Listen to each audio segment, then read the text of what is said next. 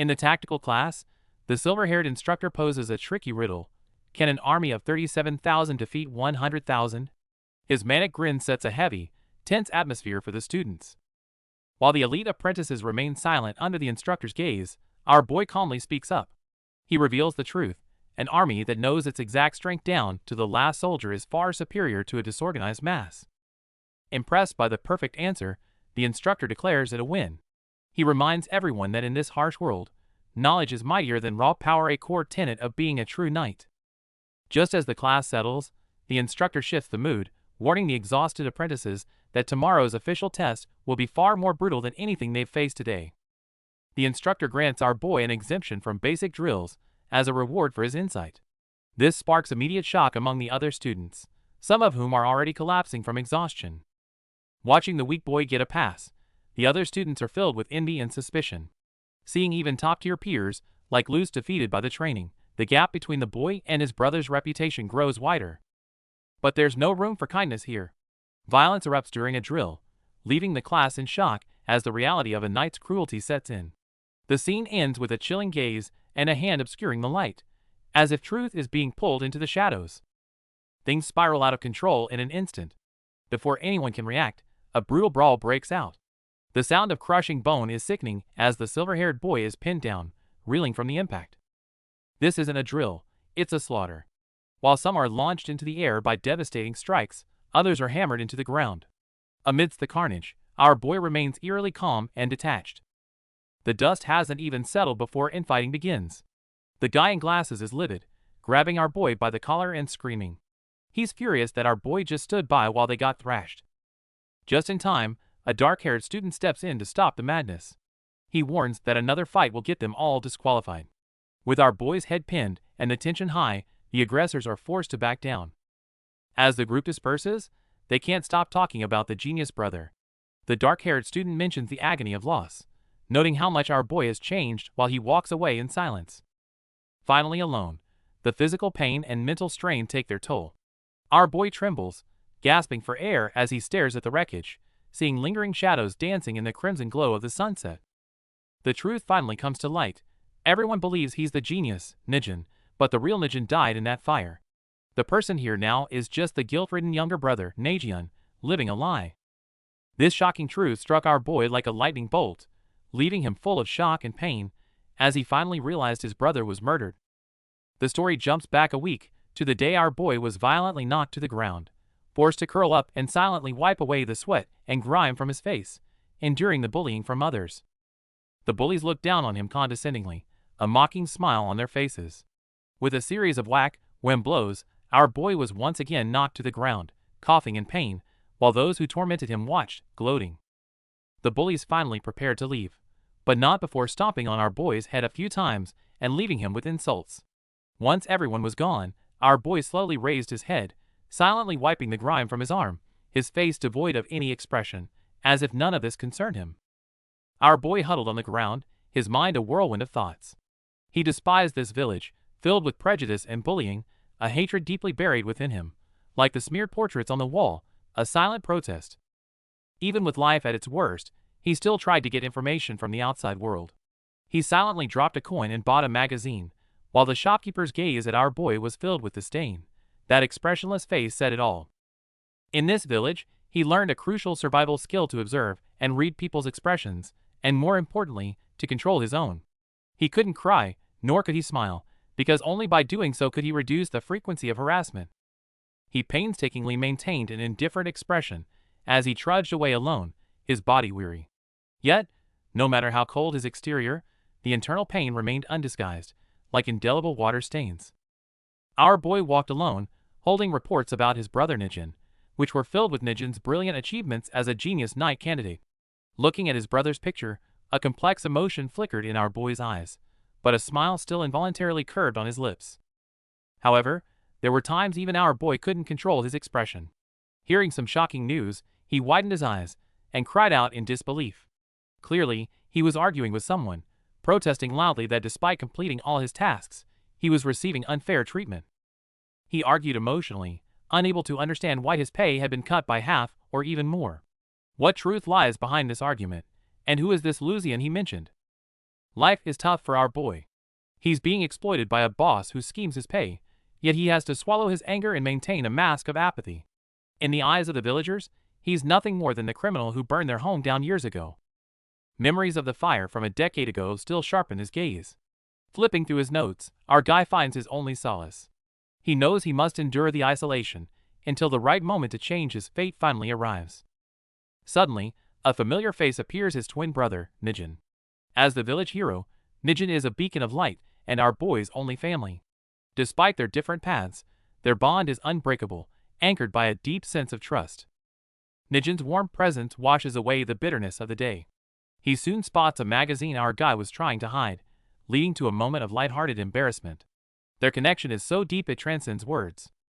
The brothers fall into their usual playful banter, with Nijin teasing our boy about being a fan. As they flip through the pages, dreams of crystal seas and frozen peaks beckon to these two who have never left their village. Nijin imagines a future where they meet out in the world, one a knight, the other an adventurer. This hopeful talk brings a rare, radiant smile to our boy's face, reflecting his pure longing for the world beyond. But the peace is short-lived. As they head home, a violent sound shatters the air. The smile freezes on our guy's face as a familiar, deadly threat looms. Their peaceful life is about to crumble all over again. Just when life seemed peaceful, red masked assassins suddenly surround the house. Our boy tries to question their presence, but he's met with a relentless and sudden attack. A blade shatters the wooden pillars in a blur of motion. As a lethal strike aims for his brother, our boy Nijin leaps in, blocking the sword with expert precision. Facing these mysterious foes, our boy grips his sword as his gaze turns cold. He realizes this isn't just a threat, they are here with genuine intent to kill. With a violent crash, our boy is slammed against the wall. He steadies himself through the pain, watching more assassins pour in, realizing he's completely outnumbered. To prevent his defenseless brother from being kidnapped, our boy decides to face the onslaught alone. Surrounded on all sides, he stands his ground in the center of the room. As the battle rages, our boy Nijin fights desperately in the cramped space. He slashes through his foes while his brother bangs on the door, crying out his name. The fight reaches a fever pitch. Despite taking a heavy blow to the head, our boy counters instantly, grabbing the enemy's blade and lunging forward with a strike. The tight space makes dodging nearly impossible, and blood begins to drip down our boy's face. Despite his injuries, his resolve remains unshaken as the struggle continues. Surrounded by red-masked assassins, our boy stays calm, quickly analyzing their moves. Knowing he can't let this drag on, he draws his sword and prepares for a decisive strike. Desperate cries echo from behind the door, but our boy can't afford a single distraction. He knows all too well that making the right choice doesn't always guarantee a win. Amidst flying splinters, our boy lunges forward under crushing pressure. His glowing blade barely deflects the assassin's lethal strike, a display of sheer grit that catches the enemy off guard. The battle reaches a fever pitch as the assassin's relentless assault leaves our boy gasping for air.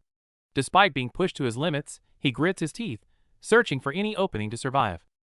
Choosing survival over an opening, our boy prioritizes absolute defense. Even as he takes heavy damage, he refuses to back down, forcing the confrontation into a tense stalemate. At death's door, memories flood back to the bond between twin brothers. Long ago, Nijin was the fragile one who relied on his brother's protection, the two of them being each other's only family. Warm yet painful memories intertwine as our boy recalls his vow to protect his kin. But as blood stains the floor, this cruel fate finally reveals a long-buried secret. Facing the fallen and the cold reality, the truth finally surfaces. The celebrated genius is long gone. The survivor standing here is actually the brother from the shadows, Najian. The story begins with a chilling confession. A masked figure stares into the lens and utters the heartbreaking truth: "I killed my own brother." Flashing back to that nightmare, a red-masked assassin holds an axe to our boy's throat, forcing a cruel choice: his own life or his brother Nijin's. Though our boy tries desperately to protect him, Nijin knows they are cornered. To save at least one of them, he makes a devastating decision. But death's shadow falls regardless. Under a cold, masked gaze, blood stains the floor, marking the tragic end of a genius knight. As his brother grows cold in his arms, our boy's world shatters. Nijin's final, faint whispers become a haunting nightmare that will never leave him. As the assassins depart, the flame of hope is snuffed out. Fire consumes the building, as if trying to erase every trace of this tragedy. Kneeling in the flames, our boy is consumed by grief and regret, asking why such a cruel fate had to befall his noble brother. Extreme pain bursts a chilling resolve. With a cold, sharp gaze, our boy picks up a blade and decisively cuts off his long hair. From this moment, the weak Nagion died in that fire. For revenge, he will take his brother's name and live on as Nijin. Amidst the ruins, our boy vows to become Nijin.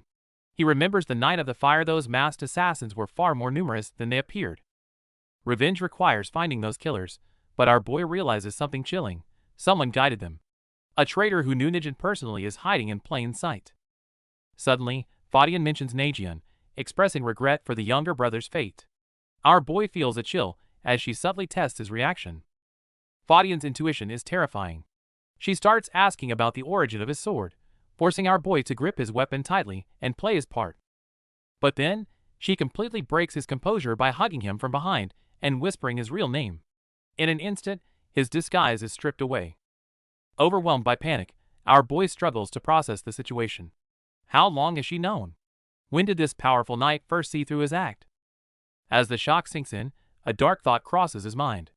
Is Fadian a hidden ally, or is she the one truly responsible for his brother's death? To keep his secret safe, our boy fully commits to the role of his brother, Nijin. He mimics every expression and tone, determined to fool anyone who might suspect the truth. The tension breaks when the examiner bursts into laughter, patting him on the cheek. She praises his performance, leaving our boy wondering just how much she's actually figured out. It turns out she was certain from the start that he wasn't Nijin. Despite our boy's perfect acting, he realizes that some people can see right through the mask with pure intuition. Before leaving, she whispers a chilling piece of advice. He's not meant to become Nijin. This cryptic warning hits hard, reminding our boy that his path of revenge is filled with hidden traps. Despite the close call, our boy keeps his cool and waves goodbye. Once alone, he immediately begins dissecting the conversation, trying to figure out if this mysterious observer is a threat or an ally. Though doubts linger, our boy's resolve for revenge remains unshakable. To honor his brother's memory, he must stay in character and tread carefully until his enemies are finally exposed. Back at the training grounds, a new round of trials begins. As the instructor stomps down with overwhelming force, the atmosphere turns lethal, forcing all the apprentices to stay on high alert. Promotion to apprentice isn't just about honor, it's a death sentence for the unprepared. The instructor warns that they might actually die, a grim reality that our boy absorbs with silent intensity. With a formal announcement, the knight's apprenticeship exam officially begins. Our boy looks intense. He lacks his brother's raw power, but there's no turning back now. The examiner, Ludica, known as the Rosewood Fox, makes her entrance. Clutching her black umbrella with a cold gaze, her presence is so overwhelming that the apprentices begin to tremble in anticipation. Amidst the wait, a comrade's casual concern catches our boy off guard. He realizes that perfectly mimicking his genius brother is as much a psychological game as it is a physical one. Just then, Supervisor Fadian's cryptic warning echoes in his mind. You're not meant to become Nijin. Before he can process this, the examiner's next words plunge the room into a dead silence. The supervisor casually drops a bombshell. His job is to step in before the examiner accidentally kills a student. It's meant to be reassuring, but it only confirms that this test is a lethal combat scenario. The true goal is finally revealed: defeat a knight. Ludica slams down, shattering the ground with sheer force. She sneers at the trembling rookies, her murderous intent filling the entire space. Facing an impossible task, everyone stands frozen. Ludica mockingly asks who's brave enough to step up first. It seems our boy's path to revenge has started with a literal trial by fire. The examiner makes it clear. The female knight before them is on a whole different level. Even 10 apprentices wouldn't stand a chance, leaving everyone paralyzed by her overwhelming presence. Staring down his opponent, our boy knows a head-on fight is suicide. To get his revenge, he must stay calm and find a loophole in this seemingly impossible trial. Day 1 ends in a total rout, with the apprentices scattered and broken. As they lie defeated, the white-haired examiner doesn't hold back, mocking their pathetic lack of strength. Exhausted and defeated, the group trudges back at the end of the day. However, not everyone is happy with our boy's passive approach, and he's quickly confronted for just standing by. Desperate for a way out, the teammates turn to our boy for an analysis. But against such raw power, even his tactical mind struggles to find an immediate weakness to exploit. Our boy suggests a pragmatic surprise attack, But his dishonorable plan is immediately shut down by Tyr, who insists on winning through a fair and square fight. Day 2 arrives, and the apprentices regroup with a new game plan. With a signal from our boy, they launch a coordinated assault, determined to prove their worth in battle. Reality hits hard, as the knight's umbrella shatters their formation in a single stroke. Pushed to the brink, the green-haired apprentice grits his teeth, preparing one last desperate move. The battle reaches a fever pitch as Lydica's umbrella strikes like a reaper's scythe. Despite their mounting injuries, the team pushes on with a simple plan: neutralize that weapon to create an opening for their strongest attack. Faced with the students' encirclement, Lydica remains unfazed, her expression full of disdain. To her, these kids are nothing more than struggling lambs, who pose no real threat to her power. Suddenly, Lydica slams her broken umbrella into the ground, sending out a massive shockwave. Seizing the gap, she pierces a student's chest, and the situation seems to be spiraling toward a total collapse. Now! As the signal rings out, the dire situation is revealed to be a calculated gamble. The devastating hit was bait, and as everyone shouts for our boy, all hope rests on the next move. Lydica realizes too late that the one she struck was merely bait. The true threat is Lawson, lurking in the shadows, ready to deliver the final, decisive blow. Though Lydica is surprised by the sheer desperation of these chicks, and a flicker of emotion crosses her face, the gap in power remains immense. Her surging killing intent suddenly freezes the very air. The terrifying pressure makes it hard for the students to breathe, their bodies trembling uncontrollably. This is the overwhelming aura of a top-tier warrior, one that strips the weak of even the courage to move. Curiously, our boy stands his ground with a blank face, as if the lethal malice is nothing more than a breeze. Intrigued by his lack of reaction, Lydica wonders if he's incredibly strong or just paralyzed by fear, and decides to test him herself. Today's training finally winds down, leaving the apprentices utterly exhausted. Faced with the examiner's overwhelming power, everyone is slumped in frustration, their spirits hitting rock bottom. Amidst the sighs of defeat, our boy stands up and drops a bombshell. He's figured it out. He calmly claims he knows exactly how to take down that terrifying female knight. As his teammate starts to press for answers, our boy quickly hushes him, keeping the plan under wraps for now. Fast forward to day 3, the final showdown is about to begin. When the examiner asks for the first volunteer, our boy politely steps up. Instead of drawing his sword, he starts by explaining his unique take on the true purpose of this exam. Under everyone's gaze, our boy coolly analyzes the situation. This trial isn't just about raw power, but about proving one's resolve. His insight leaves everyone around him completely stunned. He knows Lydica is the type who gets deadlier the angrier she gets. As sweat beads down, the tension thickens. Even without weapons drawn, his psychological play has frozen the air. In an instant, the examiner's gaze shifts. Sensing the chilling killing intent, our boy's pupils shrink as he screams for his shocked teammates to stay focused and not freeze up. Here she comes! Before anyone can react, the examiner strikes from the air like a blur. Faced with that suffocating speed, our boy's grand plan faces its ultimate test. The battle turns chaotic instantly as Lydica unleashes her overwhelming power. With a single move, the apprentices are sent flying, some so suppressed by the sheer force that they can't even open their eyes, struggling to track her blue blur. Facing such a monster, everyone knows a direct head-on fight is suicide. Just as morale wavers, our boy stays calm and reaffirms the core plan. Everyone must cooperate to create a single opening for Lawson to land his mark. Lydica is completely off guard only because she's certain these apprentices are paralyzed by her murderous aura. However, our boy plans to exploit this arrogance, counting down the seconds to strike the moment she's most relaxed. In this life-or-death gamble, our boy calmly reassures his comrades, saying it's alright. He knows all too well that battles are decided in split seconds, and this is their only chance to turn the tables. In a flash, our boy dashes forward, meeting Lydica's suffocating gaze head-on. The overwhelming pressure that freezes others doesn't affect him at all, and his fearless stare catches even Lydica by surprise. Lydica finally realizes our boy is the true wild card and starts getting serious, prepping her most powerful attack to end it all. Just as things spiral out of control, a hand suddenly intervenes, halting the chaos. At the critical moment, the supervisor White Doe Fadian forcibly intervenes. Though she stepped in to prevent Lydica from killing anyone, she quickly realizes she was also part of our boy's plan, used as a tool to restrain the examiner. Reflecting on the narrow escape, our boy acknowledges that because he is weak, he must calculate and exploit everything. This David and Goliath gamble ends for now, but his true path to revenge has only just begun. The battle rages on, tension high. The black-haired proctor, Ludica, attacks ferociously with a murderous glare, while the white-haired knight, Fadian, calmly blocks her path, warning her not to get in his way. Our guy watches this unexpectedly fierce clash, sweat beading on his brow.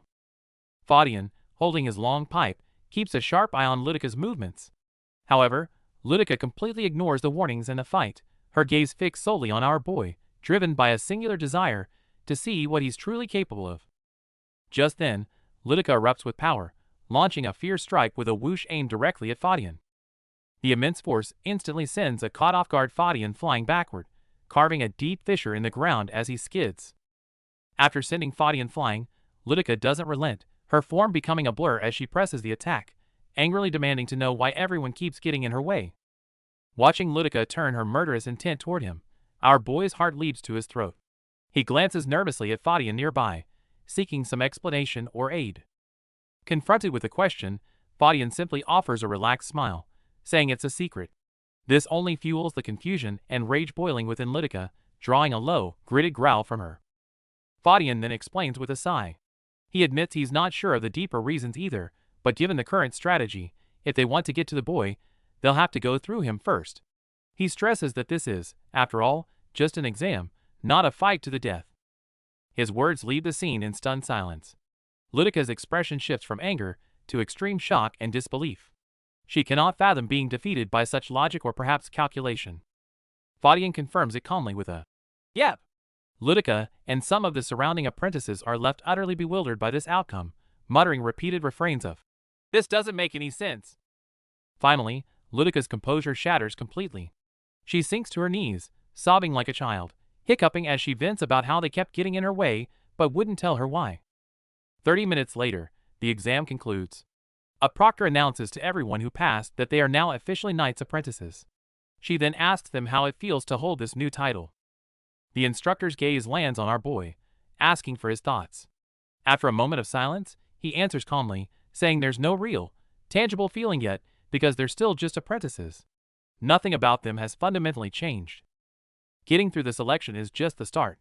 The instructor makes it clear that holding a title and actually being worthy of it are two very different things. To keep up the act, our boy starts a grueling training regime in the woods. Every swing of his sword is a desperate attempt to bridge the gap between him and his late brother. Looking at the splintered wood, he's hit by a wave of self-doubt. No matter how well he acts, his physical limits keep reminding him that he's still not the genius ninja. The instructor announces the next phase. This special class will have real duties now. But there's a catch: these fledglings are not only weak, but lack proper weapons. Given a month to find weapons and track the instructor, our boy sighs. He knows his clever tricks won't carry him through the real challenges ahead forever. 2 weeks fly by, and our boy pushes himself to the point of collapse. But the talent awakening he hoped for never comes, and reality starts to bite hard. His skills just won't improve, and it's driving him crazy. Despite having the same blood as his brother, his progress is stagnant, and the frustration is becoming unbearable. This helplessness triggers a memory from 10 years ago. Before the fire destroyed everything, the weak one who needed protection was actually his brother, Nijin.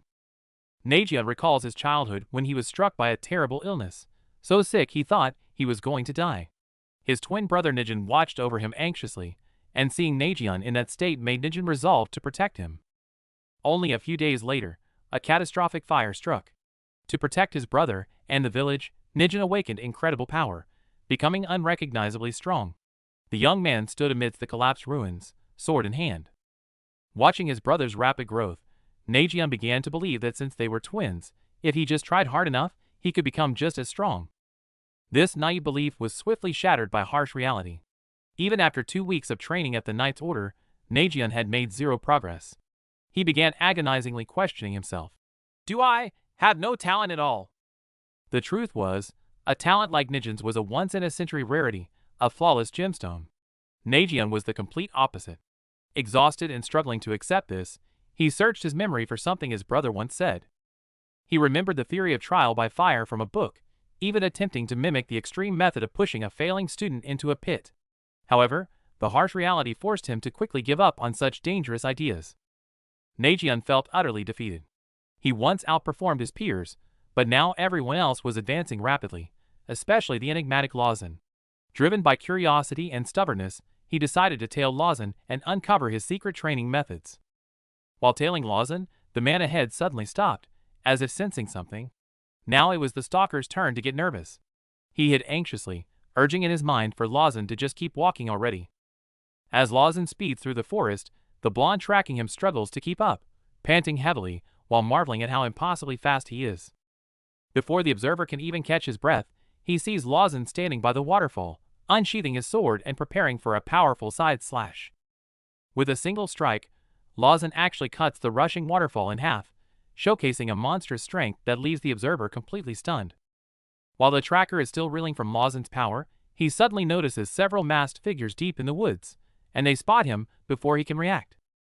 Meanwhile, our boy is in a tight spot as he comes face to face with the red masked assassins in a canyon, wondering how on earth they managed to track him. Faced with a direct threat, our boy instinctively reaches for his weapon, only to realize he forgot his sword. With zero chance in a fight, he desperately searches for a way to survive. Just as things look hopeless, an assassin in a diamond mask yells at him for eavesdropping. However, the leader steps in to stop him, leading to a tense standoff. Though nervous, our boy notices their unsteady stance and hesitant questions, realizing through his keen observation that they are just as confused about him as he is about them. After thinking it through, our boy hides his panic and forces a mysterious smile, deciding to use calculated silence and psychological play to intimidate the assassins. As the masked bandits move in, their leader realizes it was all a trap. Even though our boy is unarmed, his calculated bluff has successfully forced the assassins to hesitate and retreat. The trap was actually a brilliant bluff by our boy. Knowing the assassins would rely on their gut feelings, he acted the part perfectly. He pushes himself to the limit, fleeing through the narrow canyons. Losing his footing, our boy crashes into the dirt in a cloud of smoke. Though he looks a mess, he realizes that his intellect is the only weapon that can keep him alive in this cruel world. As the dust settles, our boy runs straight into Lawson. Caught in a disheveled state, he's greeted by Lawson's confusion. Relieved to see a familiar face, he finally takes a moment to breathe. Suddenly, our boy's suspicion kicks in. He wonders if Lawson could be an assassin in disguise. He begins analyzing every possible question Lawson might ask, preparing for a psychological battle. Lucian arrives out of breath, breaking the tense silence. She brings urgent news.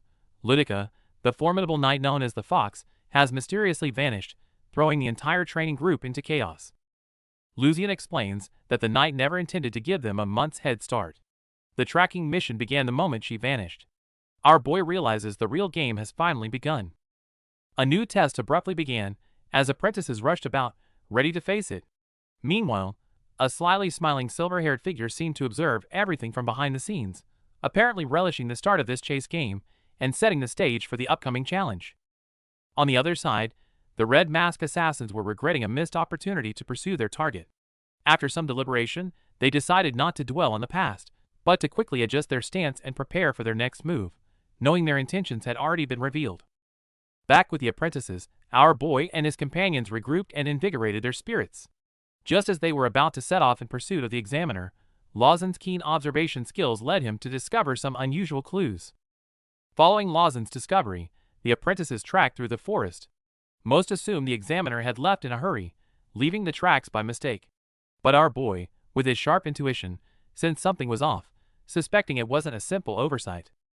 In our boy's view, a seasoned night examiner would never be so careless. He suggested that these clues were likely left intentionally, not for them to blindly chase, but to test their insight. Our boy's seemingly contradictory argument sparked strong disagreement from his companion, who accused him of being deliberately obscure. Yet, Najian's calm deduction remained unbroken. He knew how to guide his comrades toward the right path. Our boy calmly explained that the best choice now wasn't to blindly search for the next clue, but to deduce the examiner's destination based on the available information. He pointed out that the clue was on the east side of the village, and combined with the examiner being a northern knight, this was enough for them to anticipate, rather than passively track. Studying the map, the group realizes the exams are scattered across various regions, with the capital likely being the final convergence point. Exhausted after a long day, the group huddles around the campfire. They credit our boy for their progress, admitting they'd be lagging far behind without him. To improve their coordination in battle, A teammate suggests that everyone should share details about their weapons and any special abilities they possess. The teammates take turns showcasing their gear, ranging from sturdy long swords to daggers capable of emitting sunlight, each revealing their unique combat style. When it's finally our boy's turn, he lowers his head and drops a bombshell. He admits that he is currently too weak to fight. He claims that trauma causes his body to freeze up during battle. This calculated confession successfully gains his teammates' sympathy and builds a strategic layer of trust. Observing the shocked and pitying looks on their faces, our boy knows his plan is working. His perceived weakness is actually his most potent bait. As night watch begins, a friend tells him to stay safe. But just as our boy is left alone in the silence, footsteps approach from the darkness behind him. In the quiet of the woods, Luz finally drops his act.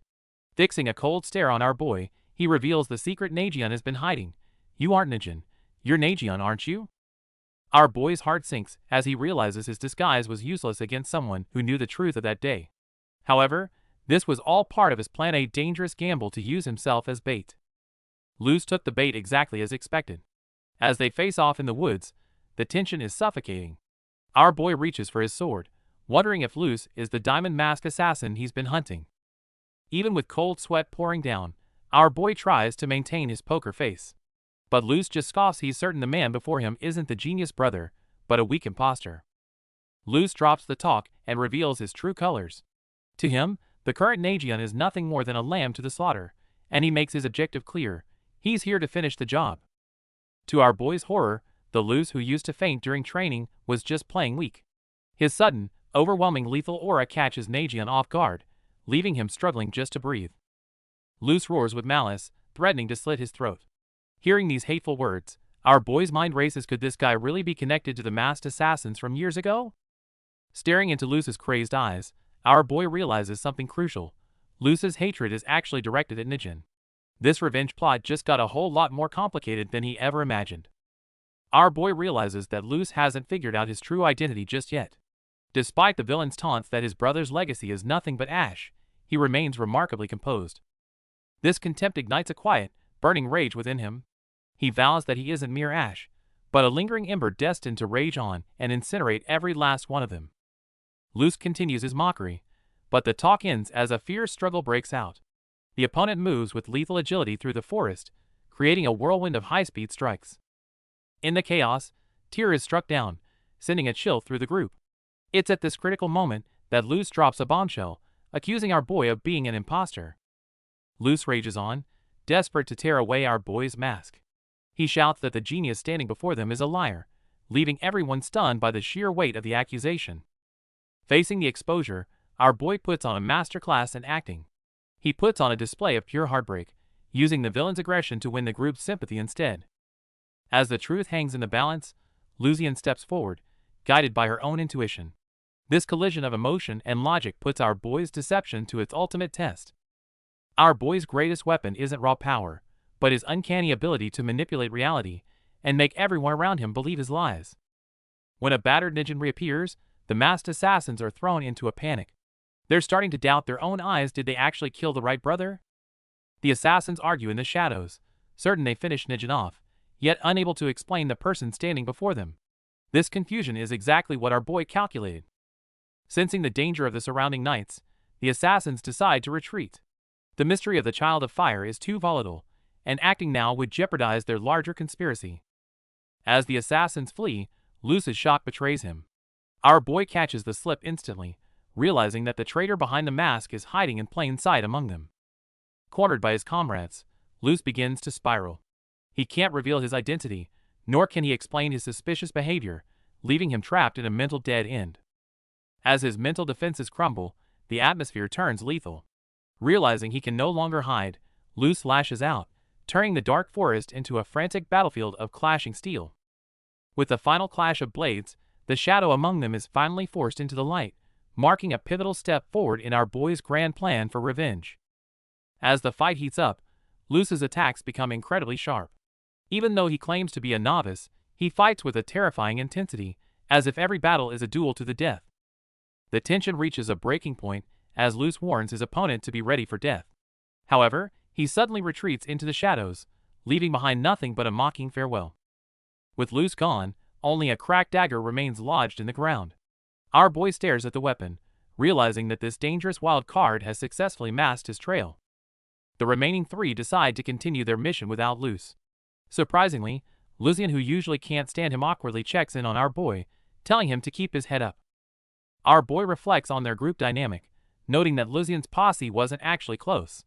While Luz was a sadistic bully, Lucian's fiery hatred for him stems from a much deeper trauma. It turns out Lucian's father was the only casualty in the fire 10 years ago.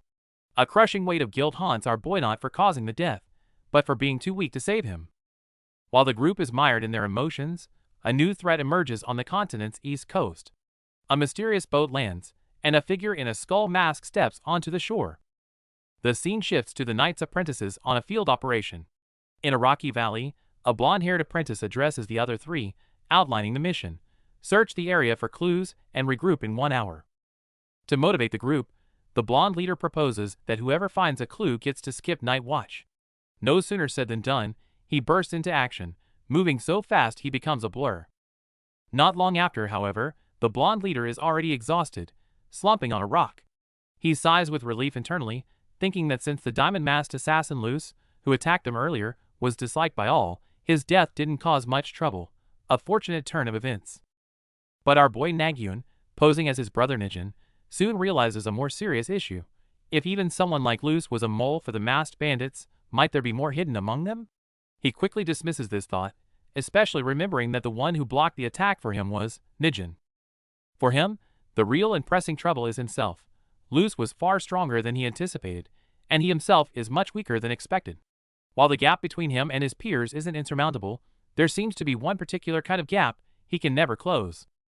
The pressure of this realization bears down on Nagyun, and he clutches his face in frustration. He knows he must find a way to overcome this fundamental gap somehow. The only silver lining is that, by his calculations, he has bought himself a little bit of breathing room. Meanwhile, somewhere in the forest, another masked assassin lurking in the shadows reports his failure to a comrade. However, he claims he did learn something from the encounter. The assassin states with certainty that the apprentice named Nijin is actually their target, Nagyun. Hearing this, his companion becomes agitated, insisting they should strike now and wipe out these unprotected apprentices. But the calmer leader of the assassins vetoes the idea, stating it's too risky as long as that guy is around. They decide not to act recklessly for now, and will put Nagyun on the back burner. Hiding in a crevice, Nagyun senses their hesitation. He knows the time he's bought is precious, and he must devise a countermeasure quickly. Just then, a green-haired apprentice jumps in front of him, shouting excitedly about being the first back and shocked at how fast Nijin was. Soon after, the other apprentices regroup. A dark-haired apprentice calls for reports on their findings. The hot-tempered Lucian speaks up first, stating with some annoyance that she found nothing in her assigned section. Lucian suddenly voices an objection to the plan. She points out that our boy might not be the powerhouse he used to be, questioning if he should still be calling the shots. The air gets tense, but our boy calmly suggests Lucian lead the way instead. This clever move de-escalates the conflict and prompts her to share the vital intel she's found. With everyone on the same page, the group sets off. As they crest the ridge, they are met with the sight of a desolate and ruined village standing in eerie silence. Looking at the fresh destruction, it's clear the attack happened recently. Our boy decides they should split up to search the ruins for survivors or any clues left behind. Lucian catches a movement in the debris and draws her weapon, only to find a wounded, pink-haired girl hiding in a doorway, desperately pleading for help. Ignoring her own pain, the girl begs them to save the other villagers. Her plea sparks a fire in Lucian, who is horrified by the brutality inflicted on these people. Just then, the others shout out. They've found a deliberate marker left by a knight, suggesting that this tragedy might involve dark secrets from within the order. Our boy analyzes the evidence and realizes the culprits haven't been gone long. While comforting the girl, his mind is already racing to piece together the truth behind the attack. Just a few days ago, this peaceful village was brutally attacked, leaving homes destroyed and villagers kidnapped. As the survivors recount the horror, the gravity of the situation begins to weigh heavily on the group. Desperate and broken, the villagers beg our boy and the other apprentices for help. Seeing the trainees as their only hope, the survivors' emotional pleas put the group in a difficult moral position. Tyr insists on helping, arguing that ignoring those in need contradicts the very essence of being a knight. He believes their duty starts now, regardless of their status as mere apprentices. Looking at the professional level of destruction, the group realizes they might be outmatched. Some suggest tracking down Lady Fox first, hoping a real knight's intervention would be more effective. Our boy stays sharp, pointing out a chilling inconsistency. If Lady Fox passed through earlier, why didn't she stop the attack? He raises the haunting possibility that the enemy might surpass a knight's strength. Despite the risks, Tyr's resolve remains unshakable. He declares that a true knight helps those in need regardless of the odds, choosing his moral compass over the requirements of the trial. The group begins to split, with some heading off to find professional backup. All eyes turn to our boy, waiting to see which path he'll choose in this high-stakes decision. Contemplating what his brother would have done, our boy makes his move.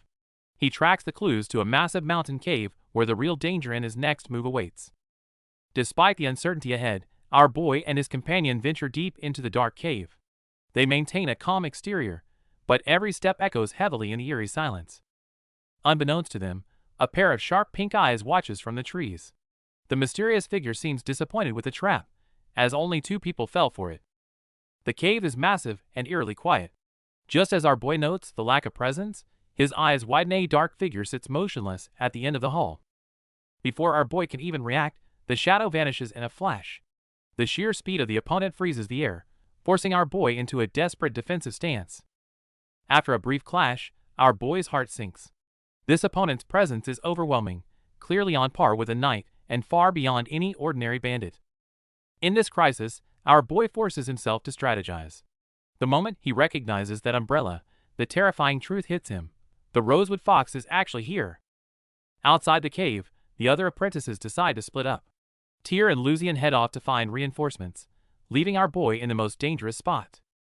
Despite having a plan, no one is confident against such a powerful foe. Lucian looks back at the cave with worry, hoping our boy's wits can pull off another miracle. In the dimly lit cave, our boy and Tyr find themselves cornered by a bandaged assassin. Tension thickens as the enemy demands to know their role in the village attack. Knowing he stands no chance in a direct fight, our boy starts calculating. Their only hope lies in Tyr's tactical skills, and that weapon capable of a blinding flash. Before a plan can form, the assassin lunges with lethal speed. Tyr barely manages to block the heavy blow, but the sheer force sends him reeling backward.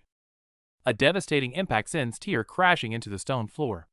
As the dust settles, our boy watches in horror, realizing their situation has turned from dire to nearly hopeless. The assassin closes in for the kill. Realizing that Tyr being incapacitated means certain death for them both, our boy knows he must find a way to turn the tide. Suddenly, a brilliant flash erupts, blinding everyone. Tyr used his hidden trump card to protect our boy, exhaustion clear on his face as he barely stays standing. The reprieve is short-lived. Tyr's weapon is spent, and the assassin's sight is returning. With a cold sneer, the enemy prepares a final, sweeping strike to end it all. The bandage-wrapped figure shattered whatever was in front of them with a mighty punch, leaving the gray-haired recruit wide-eyed with horror. The enemy followed up with a brutal overhead slash, instantly striking down one of our guy's companions, leaving him groaning and immobile on the ground. Witnessing their comrade fall, the green-haired recruit angrily declared, "We decided to come with you," but understood the dire situation they might already be failing the test. Facing the overwhelming foe, the fight reached a stalemate. Tyr admitted he was nearing his limit, but our guy calmly stated they'd have to find a way out on their own. The masked enemy attacked again. Moving with blinding speed, it landed a numbing blow on a recruit who tried to block. Facing an enemy with knight-like strength and speed, Tyr warned them a single error could mean defeat. Yet, our guy began to analyze a pattern in the foe's movements. He loudly pressed Tyr for his true condition, emphasizing this was strategy, not pride. Finally, Tyr confessed he was truly spent and could barely move. Confirming Tyr was out, our boy told his remaining allies, "Tyr's hurt. We have to do this on our own now." Despite their nerves, the 3 prepared to follow his lead. The 3 spread out to engage the enemy. The bandaged opponent showed even more terrifying power, effortlessly lifting a huge boulder and swinging it with devastating force. Cornered by 2 attackers from both sides, our guy is forced into a narrow space among the rubble. It dawns on him that their objective isn't to kill him outright, but to trap and surround him completely. The clash begins just as he raises his guard. A 4th assailant launches a swift strike from behind, the air whistling with the force of the attack. Under the combined assault, Our masked protagonist calmly weathers the blows while swiftly analyzing his opponent's tactics and true intentions. Bracing himself against a massive rock, he realizes his enemies don't just have numbers, they're deliberately herding him into terrain where his mobility is severely limited. But just as one of the attackers gloats and demands to know what plan he could possibly have left, our guy's lips curve slightly upward beneath his bandages. That fleeting, cold smile heralds a sudden, fierce counterattack that instantly shatters their formation. The tide of battle begins to turn. He capitalizes on a tiny gap in their teamwork. A single, blindingly fast thrust that completely reverses the offensive and defensive positions. Amid the chaos, a recollection flashes through his mind. No one has never told a lie. A masterful liar makes their fiction accepted as truth by others. And in the very moment his opponents waver, tricked by the flaws he deliberately showed, the very lies he spun are transformed into a decisive, lethal move. His clenched fist pins the enemy down, crushing any chance of resistance. He hasn't grown stronger, he merely made everyone believe he was. That was the only way to win this encirclement. The mystery man wrapped in bandages makes the first move, swinging down with his weapon with all his might as debris flies around him.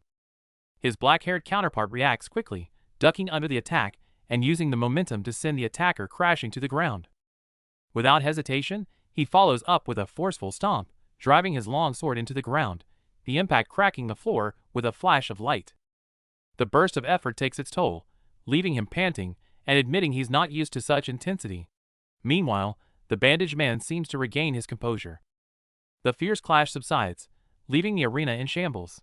Gazing at the panting young knight apprentices before him, their fighting spirit reminds the bandaged man of his own past. To their surprise, he extends an unexpected invitation, offering these promising youths a chance to choose to work for him instead. But this choice carries a grave risk. He coldly holds up a finger and begins to count down anyone who remains undecided when time is up will meet their end. 1. He utters the first number, and the atmosphere freezes. The gray-haired apprentice painfully realizes their weakness leaves no good options, while Lucian, on the other hand, has already drawn her sword, having made her choice. Though another dark-haired apprentice is terrified of dying, his knight's conviction ultimately overrides his fear. With a furious shout, he declares their chosen path is to bring this man before them down. 3. At the very moment the bandaged man utters the final number, Lucian leads the charge in a desperate, all-out assault. But the bandaged man's reaction is lightning fast. The blonde apprentice barely catches a glimpse of a blur before the man swings his large, umbrella-like weapon, perfectly parrying the strike. The atmosphere at the assessment is heavy, as the examiners are clearly unsatisfied. To them, although the apprentices won, the way they did it was far from acceptable. Faced with this controversy, the examiner decides to set a higher bar. His stance is firm. Anyone who fails to meet his standards will be sent home without mercy. As the battle settles and the exhausted apprentices rest, Ludica appears. She acknowledges their tactics, but quickly adds how disappointed she is, putting everyone back on edge. It turns out she had been circling them the entire time without being noticed. This massive gap in skill and the feeling of being watched leaves everyone in a cold sweat. But then comes the twist. Ludica was impressed by their courage to stand tall against an unbeatable foe. This display of true knightly virtue earns them her official approval. Just as the group celebrates, the examiner singles out our boy. She suspects he saw through the entire test, and his extraordinary insight has only made her more suspicious. The examiner aggressively questions his motives, threatening him with disqualification. After this high-stakes psychological battle, our boy can finally stop to catch his breath. The dust finally settles, and the group is shocked to discover that the bandaged mystery man is actually Fidrance, the high-ranking knight known as the Periwinkle Wild Dog. Now that his cover is blown, Fidrance shamelessly admits the truth. His playful, grinning demeanor is a complete 180 from the terrifying bloodlust he just displayed. But the students aren't laughing. They're filled with fury and confusion. Why would a noble knight stage a lethal raid on a village and treat innocent people so ruthlessly? While the others are still reeling, our boy is already calmly deconstructing the situation. He doesn't let the questions about Luce distract him, staying focused on the strange details of the raid.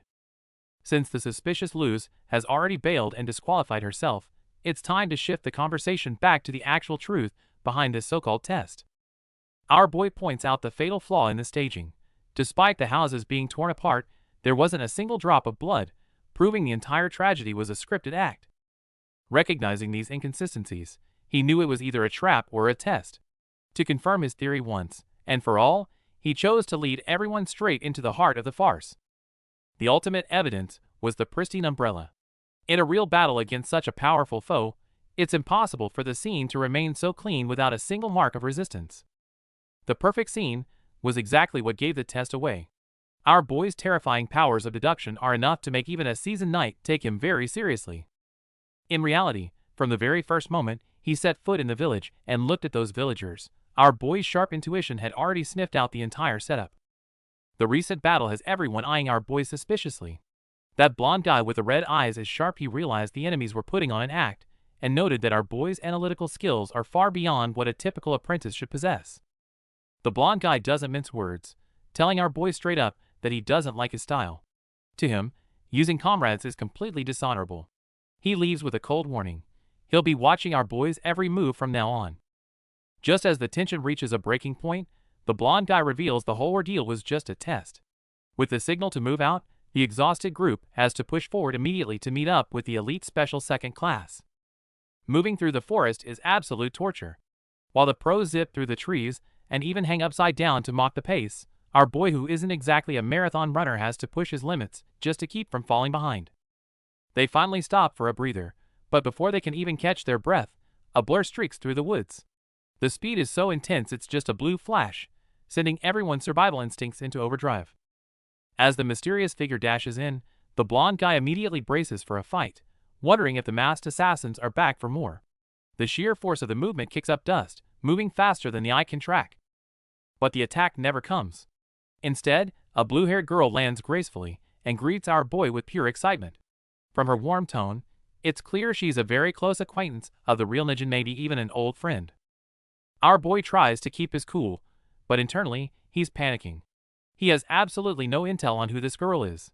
The sudden threat of having his cover blown by someone who actually knows his brother is the ultimate nightmare scenario. Ever since our boy stepped out in his brother's place, all eyes have been on him. Apprentices from every region are whispering, trying to size up this supposed genius. Faced with skeptical glares from all sides, our guy keeps his cool outwardly, though the pressure is mounting.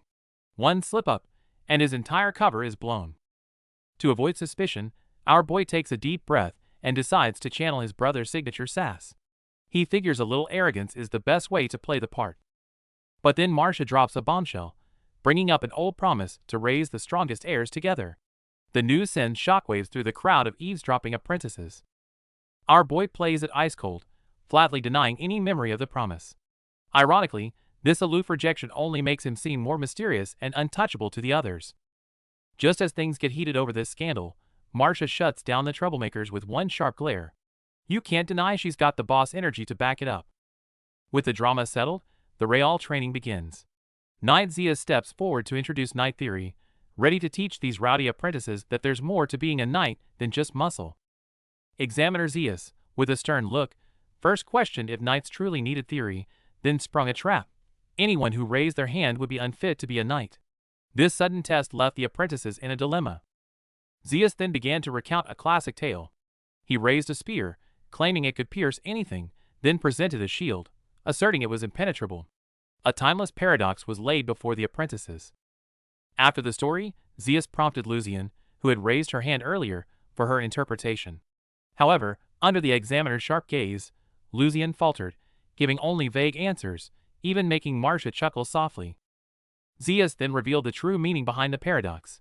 Even the sharpest spear and strongest shield are useless without the ability to persuade others. Knights need more than just strength. They need persuasion, or even the mightiest knight cannot lead.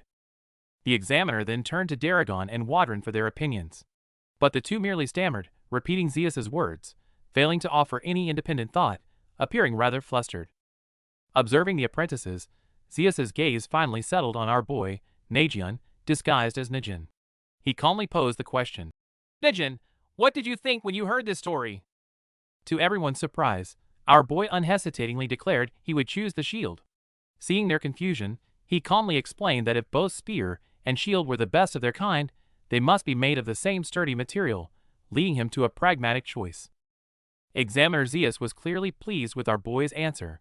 He emphasized that the core of this assessment lay in each person's ability to think and interpret independently, which embodies a knight's spirit of justice. He implied that the others had completely missed his true intent. Examiner Zeus is busy giving everyone a moral lecture, warning them not to mock others' convictions, especially Lysian's. But before he can finish, a spear suddenly cuts him off, ending the sermon right then and there. It's Warren, also known as Black Hen, who's ready to skip the talk and get to the action. He announces a combat tryout where the students will face off against each other, and hearing this, our boy's expression immediately sharpens.